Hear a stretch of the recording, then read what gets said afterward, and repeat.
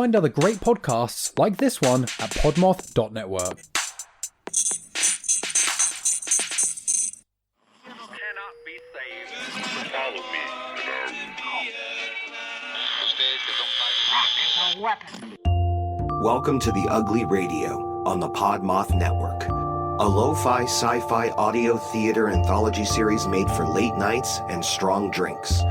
Join us monthly as we broadcast a pirate signal across time and space, featuring stories, songs, and frequencies from a rotating list of voice actors, writers, storytellers, and musicians. If you're looking for high-quality science fiction, skin-crawling horror, and other genre fiction, listen to The Ugly Radio on the Podmoth Network, now available wherever you get your podcasts.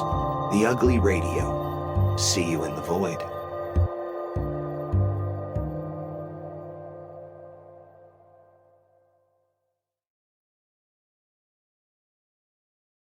Hey, Twisted listeners, I'm Cindy.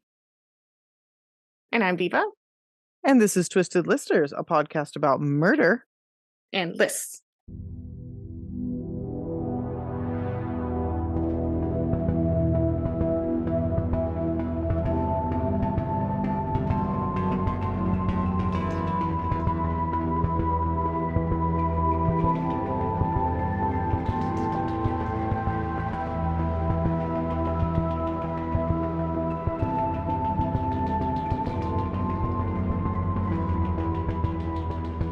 And we're brought to you by the Podmoth Podcasting Network. Check out all the other podcasts on there. And also check out our Patreon if you'd like more content. Patreon.com/twistedlisters. I think I'm going to do a TikTok soon. I've been gearing up for it. And then every time I think I'm going to do it, I just watch TikTok instead. But if you want to join us on TikTok, it's just at Twisted Listers. Let's talk about Instagram, which we've had like a huge influx, which is dope. And if you'd like to be a part of that, you can join us there at Twisted Listers PCast. Yes, because thanks to Cindy and of no help from me, we've been doing like lots of true crime news and like current stories and stuff. So it's been great. Shit is gonna stop being that way because my work is getting busy again. So I hope you all enjoyed the news. We're not doing it anymore. No, I'm just kidding. We'll keep doing it, but try. Yeah. It might be less frequent. Actually, I tend to do those at like early in the morning or like after work. So I'll probably still be able to do them. But anyway, if you'd like to send us an email with case suggestions, which we haven't had very many lately, so please feel free to do so. You can do that at twistedlisterspcast@gmail.com. And if you'd like to check out our website, which now has stickers for sale, by the way, you can do that at new stickers. New stickers. Very exciting. Yes. twistedlisterspod.com. Amazing. This is part 2 of California death row cases. And this is basically just, cases of people on California death row. Fellow roommates in San Quentin and Chowchilla as well. These cases are interesting because California doesn't really kill people, but it does kind of take, well, not always, but quite often it takes a lot to get put on California death row. So these stories are generally pretty interesting and fucked up and horrific. If you listen to last week's, they're terrible. It's pretty much just like a gesture of like symbolically saying like, this is the worst crime. And also we're going to spend a lot extra taxpayer money on you for some reason.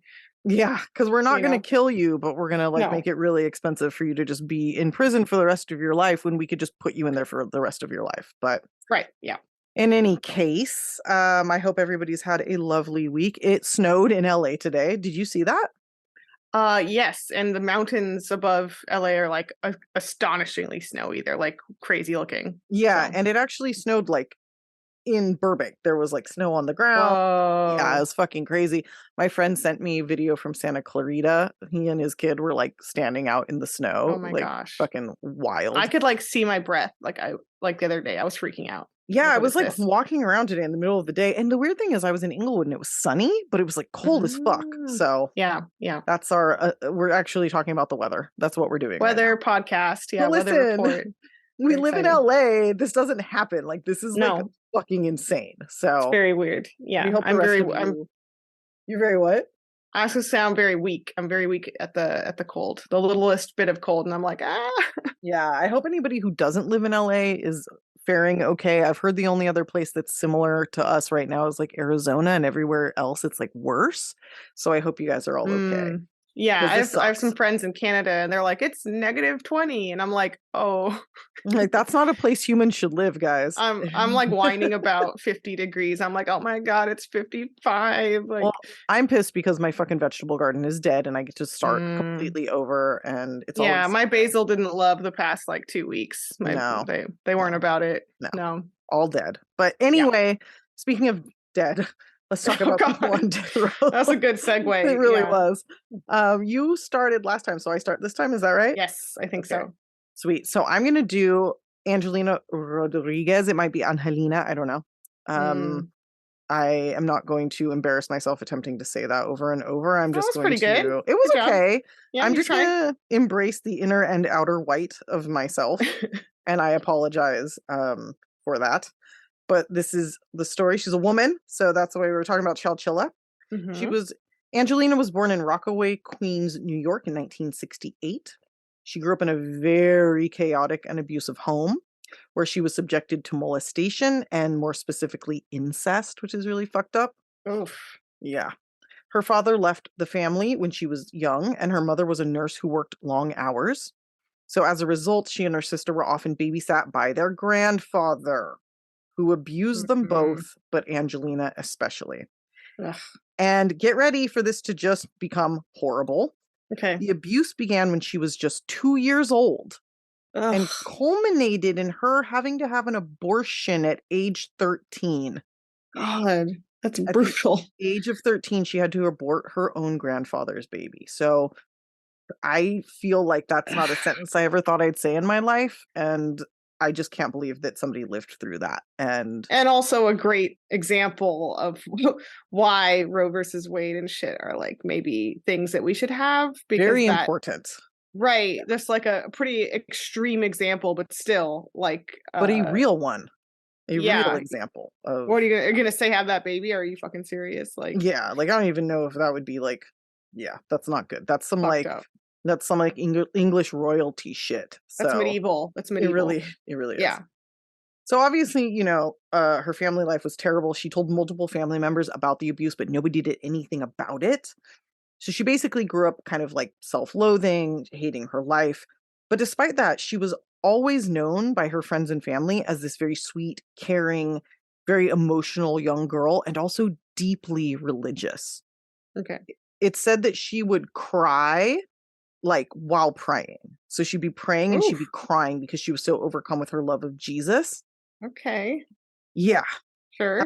She also grew up having to care for herself, obviously. Sorry, guys, it's a very long day. I just worked for like 16 hours because I woke up insanely early and was like, must work, and then worked all day. She was a survivor. So by Yeah. whatever means necessary. When you grow up like this, you end up surviving. Like you don't care what you have to do. You just, this type of shit hardens people. For sure. So she left home and joined the Air Force at age 20, then later joined the National Guard. She also got her esthetician's license and also sold insurance door to door for a time. So again, she was smart, resourceful, obviously did whatever it took to stay alive.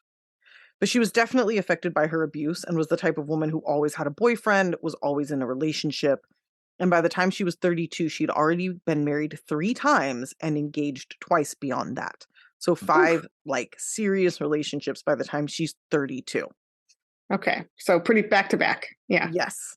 And her first 3 marriages obviously all ended in divorce. None of them were amicable. And Okay. she also had a really weird habit of filing lawsuits. This is important to remember.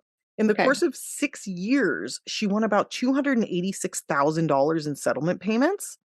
She accused a fast food restaurant of sexual harassment, which I just don't even know what that means. She accused Target of negligence after she slipped and fell in a dressing room. And she also sued Gerber for product liability after her infant daughter's death. Okay. Which That's I should interesting. mention, it is interesting. In 1992, she gave birth to a daughter, and she had another daughter before that with her husband, Tom Fuller. And when the younger girl was 13 months old, she choked to death on a pacifier. which is fucking horrifying. So she choked to my death God. on a Gerber pacifier. Okay. Angelina was awarded money in a lawsuit, but also had a $50,000 payout from a life insurance policy that she had taken out on her daughter as well. Mm. So we're seeing a little bit of a pattern here with lawsuits and injuries and things, but Gerber, the manufacturer of the pacifier in question, had actually issued a recall for those pacifiers recently because the guard part, so the part that keeps the nipple from going into the baby's throat, was breaking off. So that was like a legitimate issue that these were having. So, it's a random tragedy. It fit her pattern. We'll talk more about it. Okay. But I'm like, this is going to come back later, isn't it? there was a legitimate issue with these pacifiers. There were multiple reports of them coming loose like this. No other children had died, but this was a thing. This was like a known thing. And it's terrifying, but okay. Yes. Yeah. Shortly after her daughter's death, the couple divorced, and Angelina used the money she received to buy a car, a boat, and a house in Paso Robles down here in LA. Yes. She lived a rich lifestyle, and I believe she was getting alimony and child support from Tom because she had custody of their surviving daughter. Okay. So now we're in the year 2000. Angelina was working at a camp for wayward children, like a boot camp called Angel Gate Academy. This was put on in part by the National Guard, which is how Angelina became a part of it. And while she was there, she met a man named Jose Frank Rodriguez. So he goes by Frank. Okay. The two fell in love. They were married after only a couple of months of dating. So they met in February and were married by April. Oof. All right. Yes. So very, very fast. But this seems to be kind of her pattern, fall in love hard and fast, and then it falls apart. So after they got married, Frank got a job working as a teacher for the LA school district. And Angelina, I think, was also working, though I'm not really sure what exactly she was doing. Very quickly after the two married, Angelina told Frank they needed to take out a life insurance policy for him, quote, just in case. While at the insurance office, the two were almost arguing about it, and the insurance agent, a man named Mickey Maricino, noticed that Frank seemed really put off by the whole thing. And I want to just take a moment to appreciate the name Mickey Maricino. Yeah, I was going to say, is that like the cherry? Maraschino cherry? It doesn't have the sh sound. It's Chino. Chino. Okay. Because it's Marracino. Maricino. Okay. I love it. Mickey, though. Mickey Maricino. Like his That's parents, a great name. His parents did good. Yes. So finally, Frank relented and told Mickey to, quote, write it up. So he was like, why do I need this insurance? And she's like, trust me, you need it. And he's like, all right, write it up. So Mickey does. It's a $150,000 policy. It was approved on July 28th of 2000. And while the couple discussed taking out a life insurance policy on Angelina, weirdly, that ended up never happening. Now, around this time, Angelina had been spending a lot of time with her friend Palmyra, who was a neighbor in Paso Robles. I guess the couple had moved at this point to Montebello, so she would drive all the way to Paso Robles to hang out, which is not a short distance. She would often talk about how unhappy she was with Frank, which is weird because they had gotten married 2 months before this. And she's already complaining. Things move fast with Angelina here. Everything does. Yeah, I guess it's not really that weird. Accelerated timeline. Yeah. At one point, Palmyra later recalled, she asked Angelina jokingly, why don't you divorce him like you did with all your other husbands? And Angelina replied very seriously, no, this one has a life insurance policy, so it might be worth my time to do that. If I kill him, at least I might end up with some money. So Palmyra didn't really take her seriously because she was like, oh, that's a funny, she kind of said it jokingly, maybe testing the waters would be my thought. But there was another conversation where Angelina said she heard of a woman poisoning her husband with oleander tea. So Palmyra is hearing more and more about this. It's sounding more and more like a formed idea, right? Yeah. This friend Palmyra was also there when a group of them were talking about poisoning a dog who had bit one of their children. They weren't serious. They were just venting. And they said, oh, you can use antifreeze because it's sweet. So lots of ideas for poisoning getting thrown around. Yeah, I don't love all the poison chat. Yeah, it's a little weird, right?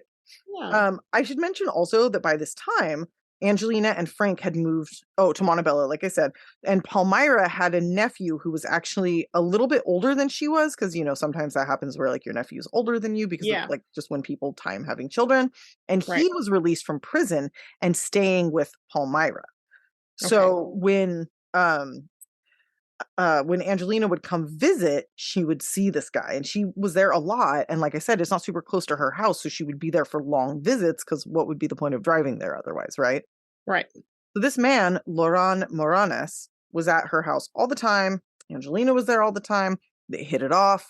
And so much so that by late August, they were having a full-blown affair. Okay. So she meets Frank in February. They get married in what I say, April. And by August, she's having like a full-on affair with another man. Yep. And talking about oleander tea. Even before this had happened, Angelina had actually already been trying to kill poor Frank, who had no idea anything was wrong. I'm just jumping right in. Okay. Palmyra later said one time she was on the phone with Angelina and heard a blender going. She asked her what it was, and Angelina replied that she was making a special shake for Frank. When Palmyra said, well, is he sick? Angelina replied, not yet. Yeah, oh my God. Yeah, she is bold, if nothing else. It's thought that she'd been poisoning Frank's drinks with oleander, but for whatever reason, it wasn't really working and didn't really even seem to make him very sick. So Angelina changed tack and tried another way.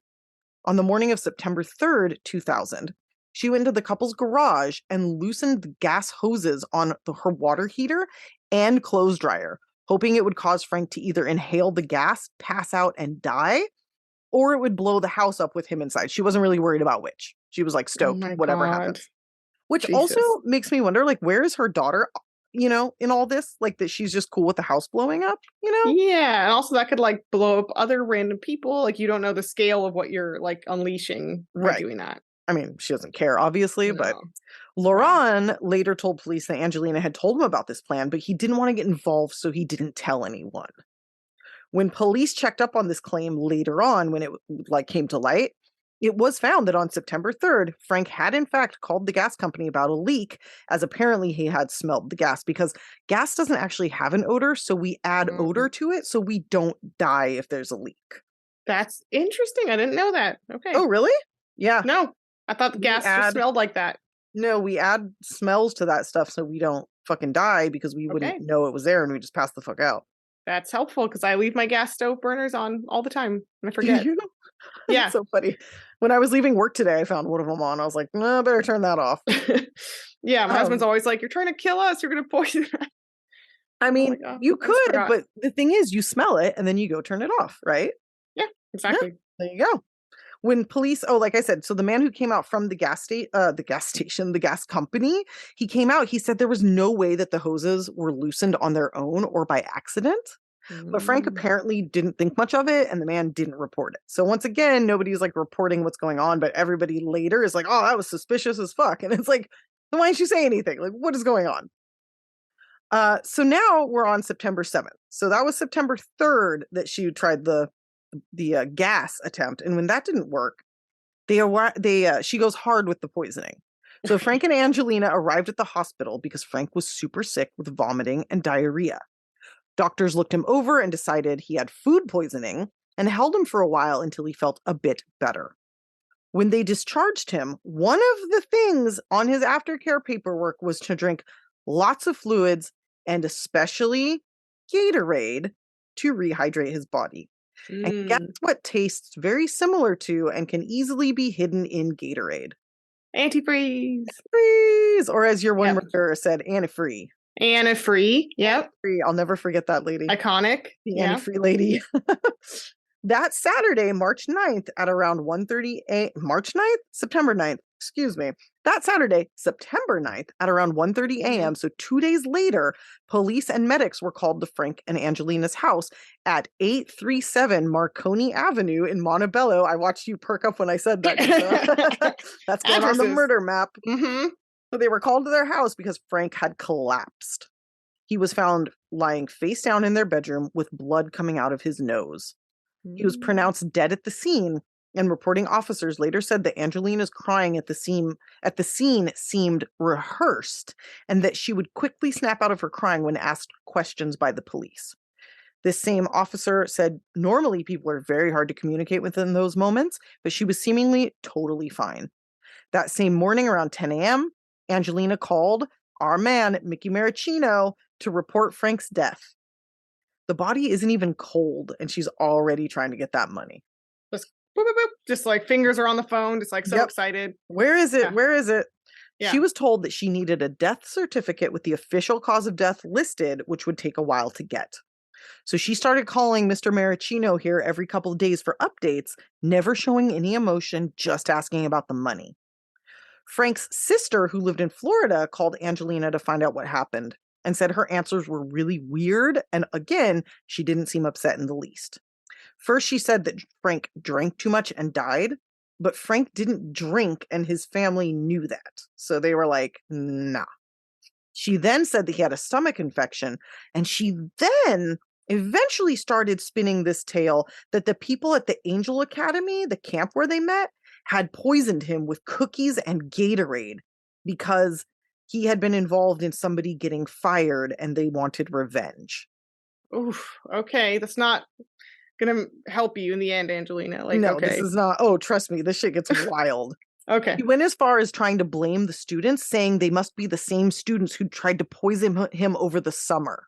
So she's basically just like telling on herself, but like blaming the students. So she's like confessing, which is putting someone else's name in what they did. Yes. What she did. Yes. Okay.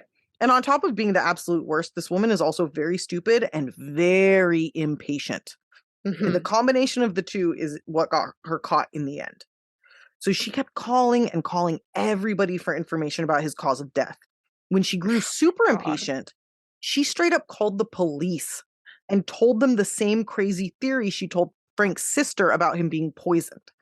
Because she was like, why haven't you come up with the cause of death? And they're like, we can't really find one. He was like in his 40s and perfectly healthy, and then he dropped dead. And she's like, well, I think he was poisoned. And immediately the cops are like, well, that's a giant fucking red flag. Yeah. Like, you're calling us suddenly with this theory you didn't have a week ago or 2 weeks ago, but now you're getting desperate, right? So they start looking into her for his murder. They also asked that the medical examiner perform toxicology for oleander, because after speaking with Angelina, they then spoke with Frank's mother, who mentioned that Angelina said it was probably oleander that killed him. And they were like, that's a weirdly specific thing to say. Yeah, Now- she's going around to everyone she knows being like, I bet it was specifically oleander. Like, who goes to something that niche when it's Right? like, you could just say poison. Yeah, like how would you know that? You know what I mean? Yeah, no. So unfortunately, the oleander test could not be performed because it was found that because it's a very expensive and difficult test, like to do apparently, and he'd have to go somewhere. His body would have to be sent somewhere. But they did notice that there was an oleander bush growing over the fence at their Montebello home. Oh. Yeah. So at this point, cops are like, he was definitely murdered. She definitely did it. But they didn't really have, enough to charge her. They didn't even really know how she did it because they couldn't do the oleander test. So they baited her. They called her back and they said, the medical examiner won't be able to give you a cause of death without knowing what type of poison was used. So this greedy asshole immediately starts talking. She calls back like the next day and she tells them that an anonymous person from a blocked number called and said that one man from the academy told him that he killed Frank, but they'd never pin it on him. He also told her to look into the poison being antifreeze. So this random person with no identity is just feeding her all this really specific, God. correct information. Because she can't just sit down. She has to be like pushing. Yeah. And it's like, girl, do you think we're all living in like a noir film? Like, this is not like, you can't, this is ridiculous. Nobody The gets guy these had phone calls. like a fedora, on, and he was wearing a trench coat. Yeah. And, like, Humphrey Bogart called her. Yeah. Like, what the fuck? So, police were like, thank you so much for this information. They test for ethylene glycol poisoning. That's what's in antifreeze, because apparently you have to test for specific poisons. There's no catch-all poison test. So if you think somebody's been poisoned, you have to kind of go down the list of what it might be, individually testing. So, and this is why they were having difficulty, because at first they didn't think he was murdered. And then even when they did, they were like, well, we're going to have to know more before we can even test, or we're going to just have to spend a lot of money and time testing. So they probably would have called it natural causes, but luckily Angelina stepped in with her idiot, impatient, way of being. Yeah. So one of the tests for antifreeze came back and it showed that he had 5 to 6 times the amount needed to kill him in his system. Oh my God. It was so much that it was literally coming out of his eyeballs. Oh, Like the ew. soft tissue of his eyes Oh, were gosh. leaching ethylene glycol. Gross. That's really The gross. Yes. Once they got the positive test for the ethylene glycol, they then were given the funding to test for oleander, since Angelina had mentioned that as well. And like Frank's mom had mentioned it. And this test also came back positive. So now police are like, he was poisoned. Like he had the fuck poisoned out of him. He was so fucking poisoned. Like he was so fucking poisoned. he was so fucking poisoned. He was like super extra poisoned. poisoned. Yeah. Extra, double poisoned. Like fucking crazy. And you could tell that she grew impatient because she tried the oleander, it didn't work. She tried the gas, it didn't work. Finally, she was like, I am going to literally give this guy a Gatorade bottle full of antifreeze and fucking kill him. And that's essentially what she did. For some reason, I just pictured like a Cheetos bag, the one that has like the XXXXXX extra Yeah. spicy. That's like way too hot to eat, but extra poison with like 12 X's. That's what it was. I mean, seriously, like she went fucking hard on this poor guy. It's so Wow. terrible. So now police are closing in. They actually reached out to the man that she was trying to frame and had him help them by recording a call he had with her. So she gave like a specific name. I think I wrote his name down in a minute. Like it'll come up. But basically, she was like, it's this one guy from the academy because he got in trouble. Frank was involved in him getting in trouble, so he must have done it. And she's like saying, like, people are calling me and like telling me it's him. So they have him call her. And he basically is like, why are you trying to say that I killed him? What is wrong with you? Like, what are you doing? She was super short with him on the phone, super rude. And when he asked her why she was saying he was poisoning Frank, she said, you'd better talk to the police, and then like hung up on him. So immediately after this call, she calls the police and said that the man had called her and admitted to killing Frank, but they would never catch him and that she'd better watch her back. But cops had the recording of this. So obviously that's bullshit. They now put the final nail in the coffin by telling her that the man could say that he didn't poison Frank and that he didn't know Frank was coming to the academy. So how would he have known to bring poison if he didn't know that Frank was going to be there that day? Because Frank didn't work there anymore. He just came to visit, right? Right. The cops are like, we have to like find a way to like really pin this on her. So she said, they always fax a note with the visitor names on it every day to the whole staff. So obviously this guy would have had that. The next thing you know, wouldn't you know, the next morning, the sheriff's office gets a fax with that day's visitors' names on it from that day, with a note saying, quote, I faxed this to you. You must not have received it, but coming from an anonymous source from the school. Oh my God, anonymous. Yes. But unfortunately for Angelina, she doesn't understand how faxes work, and they actually show like where they came from. And it did not come from the academy, but rather a Staples store down the street from her house. Police had to be laughing at this point, so they went to arrest her in Paso Robles because that's where she had moved again after Frank's death.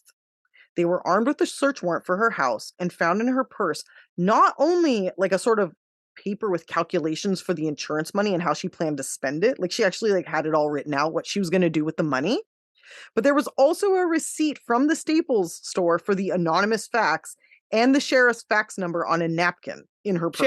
She had a murder budget and a murder like file. Yeah, she had like her little murder ledger in her purse and they found it. Wow. So she's just like a complete fucking moron and a total asshole, because when they were driving to arrest her, she actually called them and asked if she could be there when they arrested the man she was trying to frame because she wanted to see his face when they did it. Oh my God. Like she was really stoked on the framing. She was like frothing at the mouth. She must have really hated this guy or just like really just been super stoked that she was thinking she was going to get away with this. Oh my gosh. February 1st, 2001, she's arrested for Frank's murder. The trial was pretty much 100% circumstantial and based on witness testimony, but obviously we have her friend Palmyra and her lover Laurent giving up the goods, which almost didn't happen, as while Angelina was in jail awaiting trial, she called Palmyra and twice tried to scare her into not testifying against her, saying, well, you could be arrested as an accomplice for not telling police earlier what they had discussed, right? Right. Which is absolutely untrue. And also Palmyra cooperated the moment she knew that Angelina was a suspect.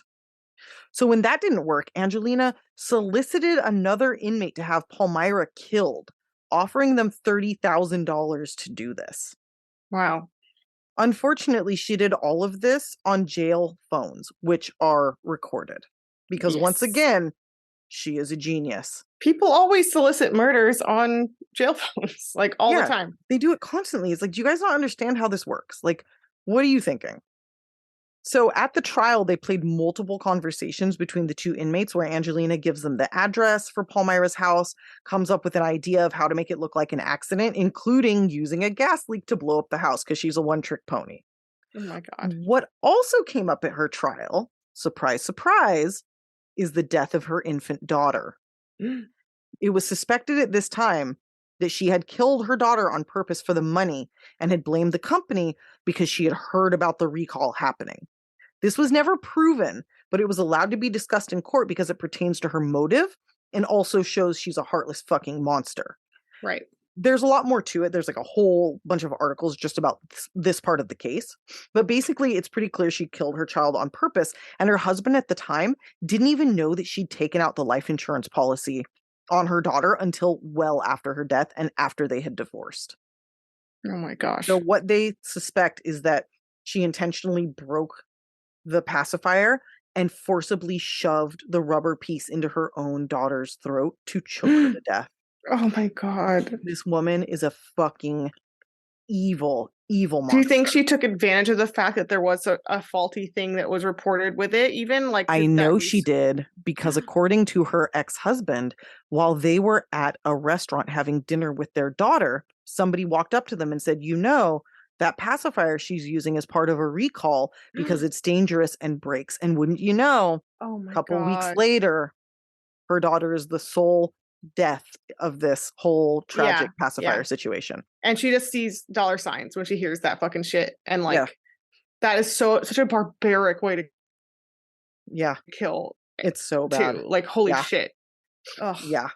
It's so fucked.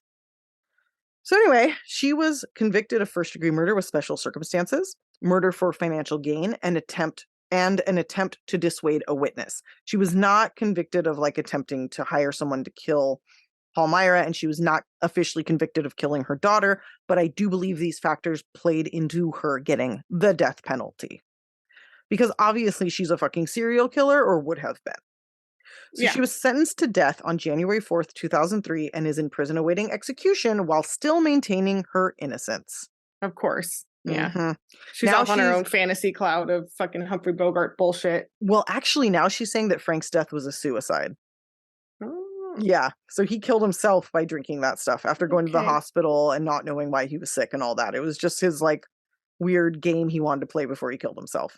Yeah, one cool true crime fact that you learn is that people actually don't kill themselves with specifically antifreeze. Yeah, that's not a thing. It's just not. No, lots of other ways you could do that besides. Yeah. Really horrific, drawn out, painful thing too. And they also don't try to throw people off their trail by like going to the doctor and saying they're sick if they are knowingly drinking antifreeze. Like, yeah, that's a lot.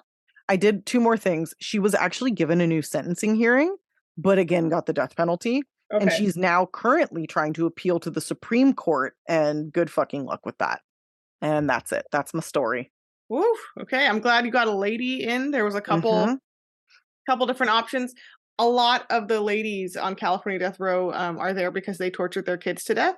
Oh, Jesus. I'm glad I didn't do any of those. I noticed quite a few. There was a couple actually that was on the list that I kind of started. Like I read a whole thing's worth about it, and I was like, oh, I can't. Like, if you can't do it, imagine how the fuck I feel. I mean, I've definitely done obviously murders of children like recently, but like to me, it's even this week. But it's like there's something extra about the times where it's their own kid and they're like locking them in a cabinet and they're torturing them, and it's hard. It's hard to read about. Like, no, it's fucking terrible. Also, just related, but an aside, I went down like a weird video rabbit hole, not of watching Dear Zachary, but of watching people talk about watching Dear Zachary. And it was like equally fucking horrifying. If you guys haven't seen that documentary, I don't know whether or not to say to watch it. I in my heart, I say no. if you're like me and you like to masochistically watch the saddest things, specifically the saddest I don't like sad movies. I don't like fucking like sad fiction movies. Right. But specifically sad documentaries, like if you're into that like I am, like a weirdo, then watch it. Then watch it. Yeah. I like to have my day just like ruined. I think this is like a week long, you know? Yeah. Yeah, your week is ruined. Yeah, but I told Cindy that what's even sadder than that is the Gabriel Fernandez documentary special on Netflix, because I thought I had like a whole like hour where I was like, I'm gonna do it. I'm gonna finally do this case, or maybe I'll do it for a Patreon or something.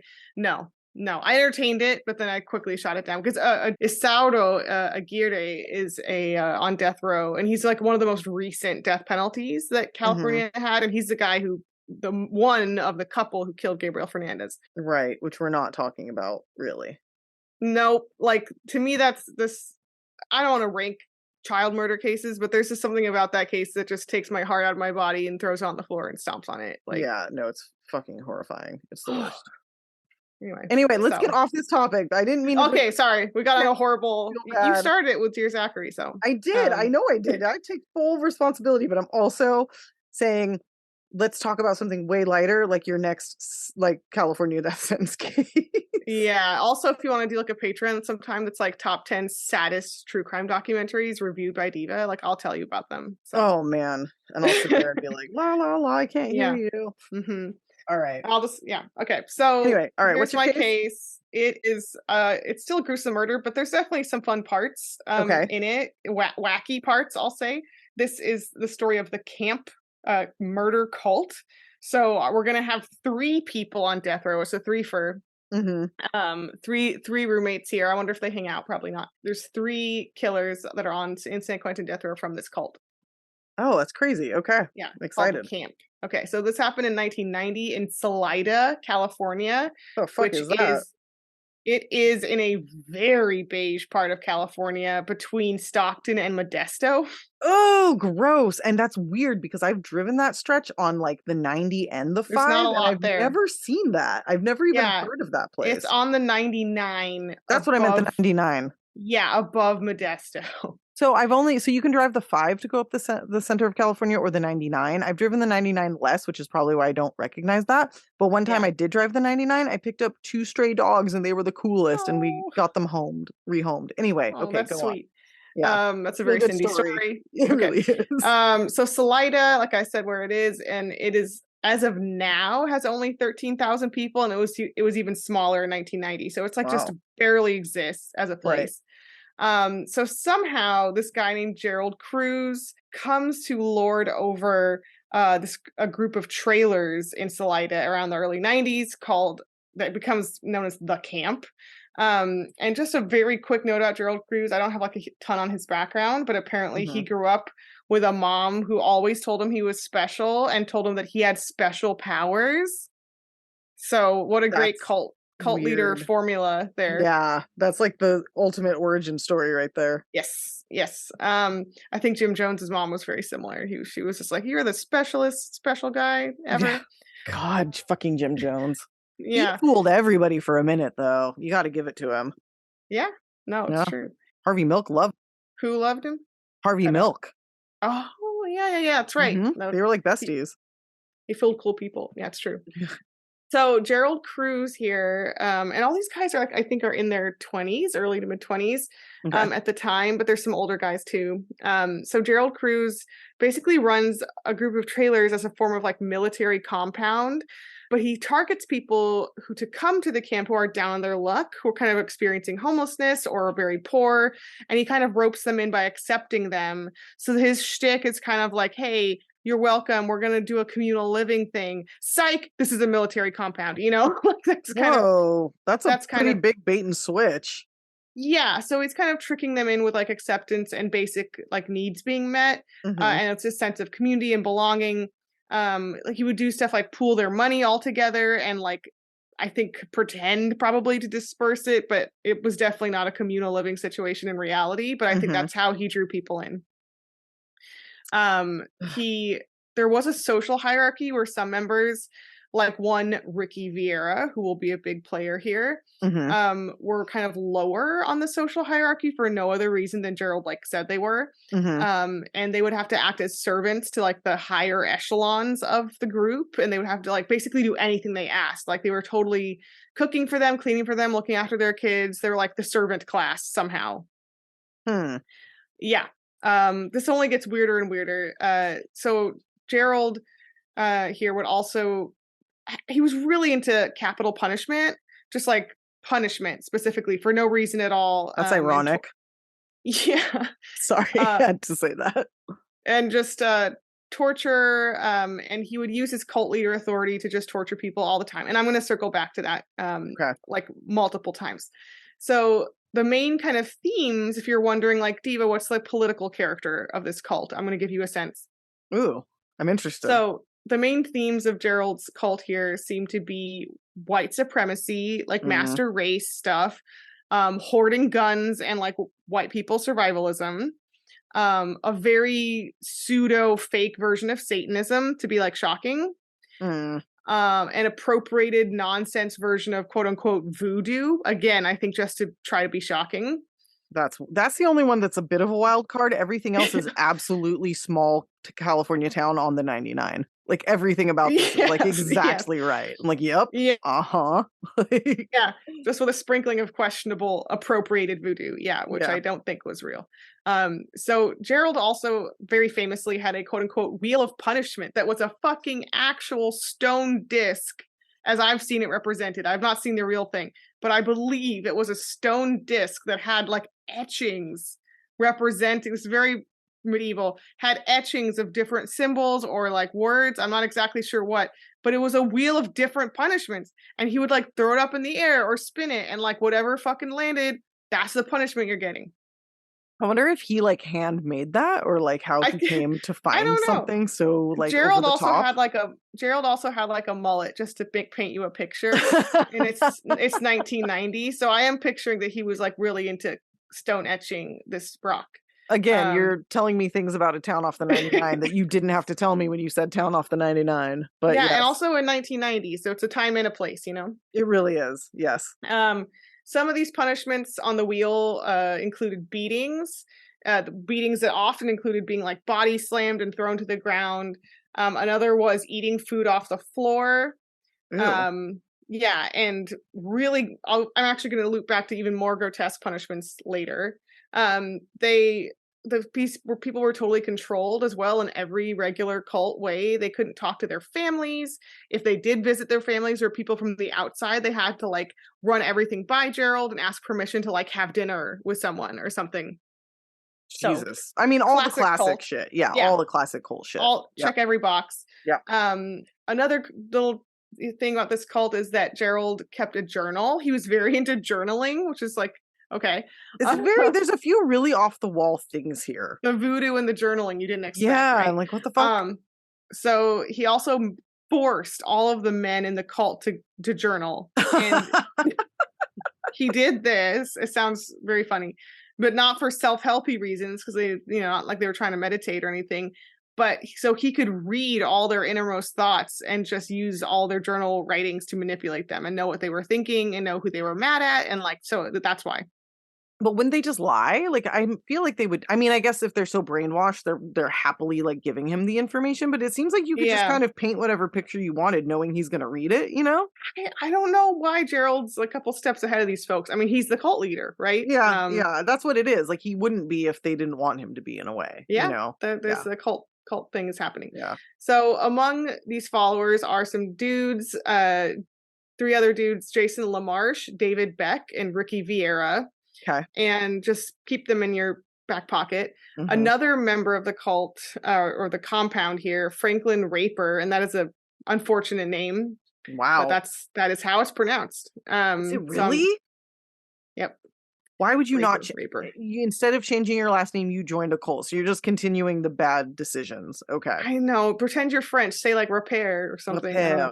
It's like a guy I knew. His last name was Boners. And he was like, it's like French. And I was like, that'd be Bonairs. Like, that's not. He was saying it was Bonners. And I'm like, it's not Bonners, bro. It's Boners. Anyway. Yeah. French won't help you. let's call him Franklin here. Franklin, raper Franklin, gets into conflict with the rest of the group because he's selling drugs out of his trailer, and this attracts some unpleasant activity, outsiders, right? So there becomes a kind of they disapprove of that. Yeah. And he also, it seems like he was potentially a jerk at some point, because they claimed he was mistreating an elderly man who lived on the compound named Jiggs. Oh, goodness. Okay. And he was apparently stealing the trailer electricity from Jiggs to power his own trailer. So there's doing electricity theft. They asked him, so stealing Jiggs is electricity. Not down for that. Okay. So everyone's mad at Franklin, and the feud can. They ask him to leave, and he refuses, and eventually he relents and does leave, and kind of moves not far away, but just kind of drags the trailer somewhere else. Right? He's officially not on their property anymore. Yes, okay. But the feud continues. The camp guys are still very mad, and Jason actually calls and gets Franklin arrested, presumably for drugs or something. Right. Okay. Jason claims that Frank stole a gun from him, and he particularly has it out for Frank, and they threaten each other. They get in a fight, and wouldn't you know it, cult leader Gerald is like, oh, he gets in the middle of this, and he gets so excited because he sees an opportunity here to be like Charles Manson. Yeah, loving it. So he tells Frank, he tells Jason LaMarche to go and kill Franklin, ultimately. Just go kill him. Yes. So here's what Gerald does. He gets Jason, Ricky, and David. David's kind of like a lesser prominent character. You're gonna hear a lot more about Jason and Ricky. Okay. So Gerald gets Jason, Ricky, and David together, and puts them in camo outfits with camo masks, which I can't totally picture what a camouflage mask looks like. But that's what they say. Mm-hmm. And he basically gives them marching orders, again, very much pretending he's Charles Manson. He says, go to Franklin's house, because I believe at that time he was staying at a house that was being used as and by the way, it was on Elm Street, which is like, of course. And he is kind of using it as his crash pad. And so he's got his own little mini compound in a way going. So he says, go to the house, go and do them all and leave no witnesses, quote unquote. That's just okay. Very Manson. Yeah. Very. And he says, if anyone messes up, I will kill them. Okay. The group takes with them a gun and a whole slew of different bats and different knives and a police baton. Huh. Okay. First, though, they were reported by people in the neighborhood. People reported in the neighborhood that they saw them dancing to hard rock music with their bats. So I had to include that because I don't know what that looks like. That's amazing. I pictured it and it was funny. Yeah, just like I picture it like maybe Van Halen or like something very I for some reason picture them like shirtless and like really methed out. Like that's what I see in that moment in my head. Yeah, I think that's right. So the gang goes to that house on Elm Street, and although they were primarily targeting Franklin to begin with, they end up killing a lot more people because it was Gerald's instructions to kill everyone, right? Anybody who was there. Yeah. Yep. Yeah. So ultimately, the folks they find are not just Franklin, who, by the way, was 51. He was older than everyone. Oh. But also Dennis Colwell, 35, Richard Ritchie, who's 25, and a female victim who's later identified as Darlene Paris.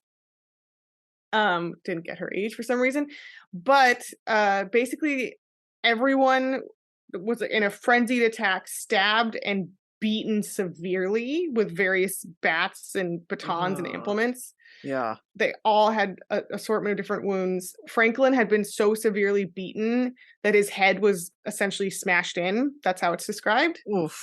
Jesus. And his teeth were knocked out and everything was smashed. Ricky described later sawing Darlene's neck until she was nearly decapitated. Oh my God. Jesus Christ. Yes. There was another woman there, Donna Alvarez, who was staying at the house, and she actually survived randomly by hiding and just like running out for help. Oh, wow. So they just afterwards.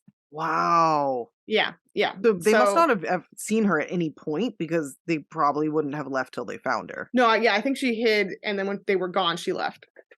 Holy shit. This is very like, I was thinking about the Wonderland murders when you're talking about Yes. this. Like it feels very similar to A that. crazy frenzied attack, except all those people are like out. Yeah, I know. It's fucking wild. So Donna provides a description of one of the gunmen she saw, which I'm like, did they take off the camo mask? Were the camo masks just for like the ride over? I don't know. So at least one of these dudes took off the mask. Okay. Because she fully identifies them and she develops a sketch. Well, later on she'll ID them. She describes the camo clothing, right, and the camouflage masks. Eventually, investigators figure out that some of the victims lived at the camp compound, so of course they're going to roll up on that. There, yeah. And there they see the aha moment is at Jason LaMarche's trailer. They see camo print clothes hanging out to dry. Which, I'm sorry, but that's not the gotcha you think it is. Again, in one of these types of towns, like, you're going to have a better chance if they were like, I can guarantee you that the killer does not own camouflage. You'd be like, oh, we know exactly who that is because there's only one person in this town that doesn't own camouflage. So I'm just saying, I'm glad they saw it. I'm glad that made them think they had their guy. But like, also, like, camo's not exactly uncommon in Central California. Well, there's going to be a lot more gotcha moments, but that was just like a little detail. Sure. Yeah. That wasn't the whole case, obviously. But still, who takes their murder clothes and hangs them out in front of your house like a banner? Like, stupid. I did it. Yay! This distinctive pattern. Check it out. So police question Gerald and his wife Jennifer, who's there, but at first just nothing comes of it. And eventually, the survivor Donna IDs Jason LaMarche. Okay. As a dude she saw. They get the search warrant to go back to his compound, and then they also get a search warrant for Gerald's home, where they find a massive arsenal of weapons, bombs, different kinds of explosives, literature on Satanism, bomb-making stuff, and a lot of just dumb survivalist malicious stuff that you can imagine. So stuff not even necessarily related to the murders, but still very, like, illegal and problematic. Yeah, it paints a picture. It paints a picture of like, oh, something is fucking going on here. And then they find the Wheel of Punishment as well. So they're like, oh, Wheel of Punishment. Yeah, what's this?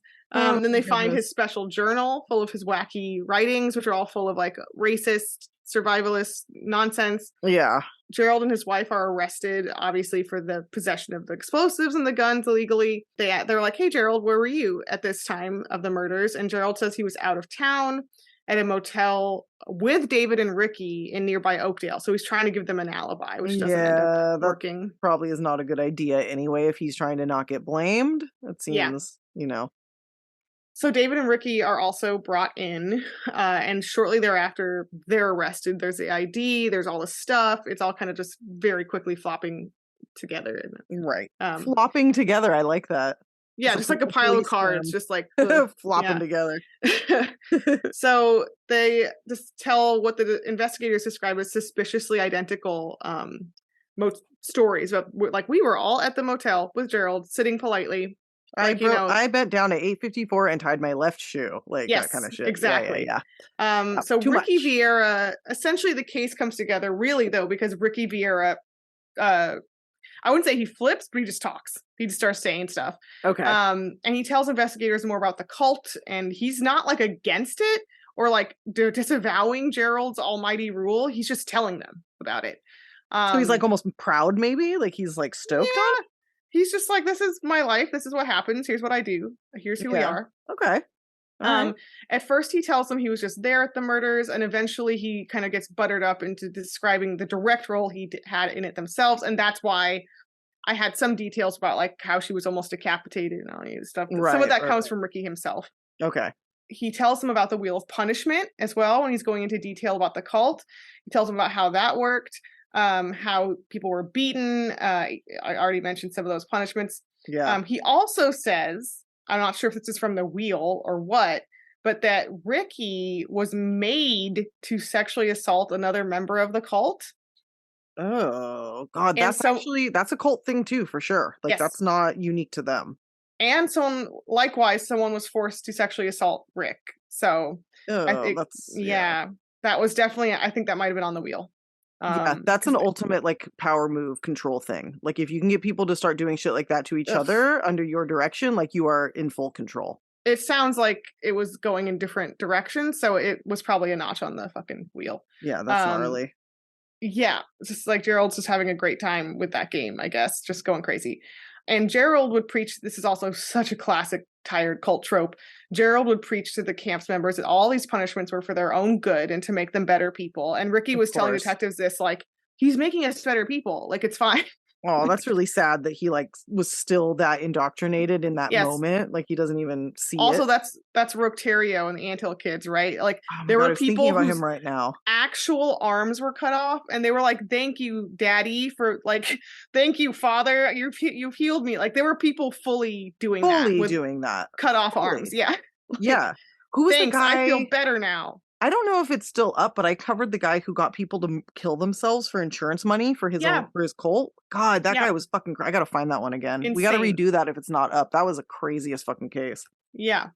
So the four men, the three killers, and then plus Gerald are all charged because he did the Manson thing, right? Right. Are all charged with first-degree murder and a slew of other charges. They were all obviously found guilty. And interestingly, Gerald, Ricky, and David all got the death penalty. So that's our three people on death row. But for reasons that are unclear to me, Jason LaMarche got second-degree murder charges, but still got 64 years total. That's weird. I wonder why. I don't know. And Jason seemed like he had like the biggest feud with Franklin as well. So I'm sure he was like a participant.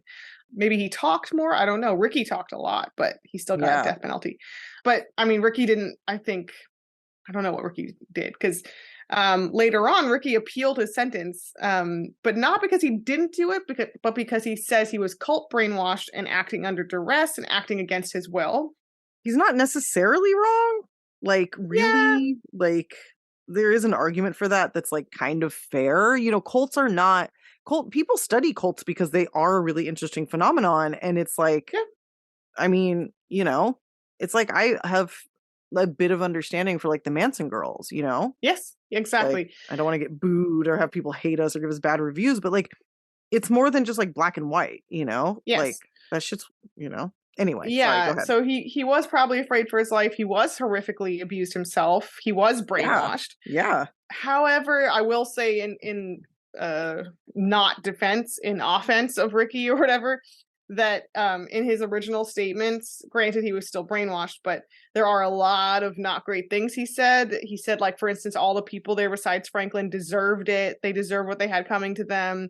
They should never have been there. He said he 100% condoned the murders. So when he was first, making all these statements, he was like, yeah, I decapitated her and it was great. Yeah.